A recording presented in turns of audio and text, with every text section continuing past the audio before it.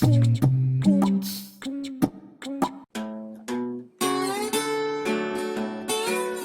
week on Working Class Foodies, we're going to make a classic American breakfast: eggs, potatoes, and breakfast meat. And as always, we're going to keep it affordable while using local, seasonal ingredients.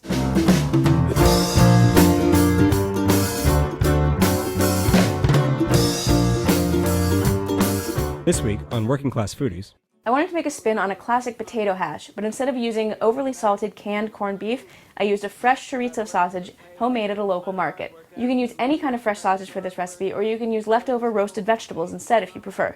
I picked up a carton of eggs and a pound of red skin potatoes at the farmer's market. First thing you should do is put your eggs out on the counter to let them come to room temperature. Just as with meat, eggs will cook better if you start them off at room temperature. Next, you want to parboil your potatoes. I actually recommend that you keep a container of parboiled potatoes already in your fridge, but if you don't have that on hand, that's totally fine. Here's a really simple way to do it. Cut your potatoes into bite-sized pieces.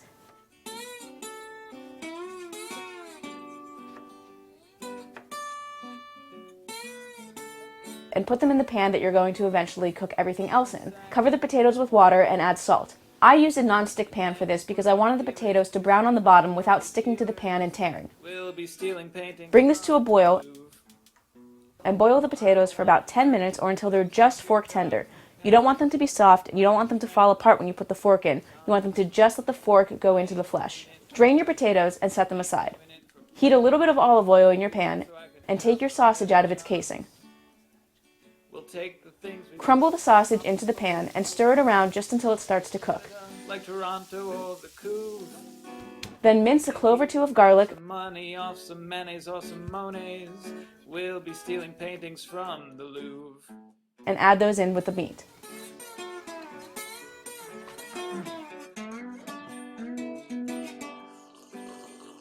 If you're using leftover vegetables, go ahead and heat those up.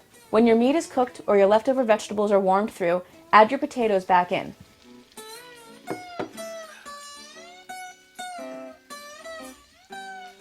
Taste your hash and adjust the seasoning with a little salt and pepper if necessary. You want the potatoes to brown on the bottom, so you don't want to stir them too much or they won't brown. Let it sit and cook. That Mona Lisa would wanna get a piece of all the action, so I let her come along. When your potato hash is cooked through, add any fresh herbs like chives, fresh thyme, scallion tops, whatever you like. Friendly folk think I've done nothing wrong. Set it aside in a bowl. Before my life was bumpy and my clothes were looking frumpy. Turn your heat down to low and add a little olive oil to the pan. I made this dish with sunny side up eggs. To make this, I broke the eggs gently into a cup. Because we stole some paintings from the Louvre. Gently slide your eggs into the pan.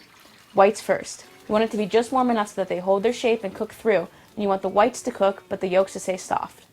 Season with salt and pepper and a little fresh herbs if you want. I used fresh thyme. And just cook until the whites are set. You can also add scallion tops if you want. Slide the eggs back out of the pan and serve on top of your potato hash with a nice piece of toast on the side. And that's it. That's your classic American breakfast. This dish made 2 giant portions, and the total cost, with the toasted focaccia, came down to $3 a person.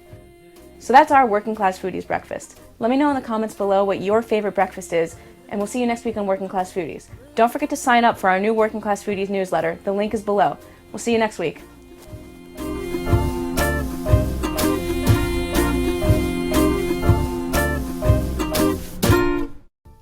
Check out some of our other episodes to find recipes that would go great with this dish by clicking any of these boxes around my face.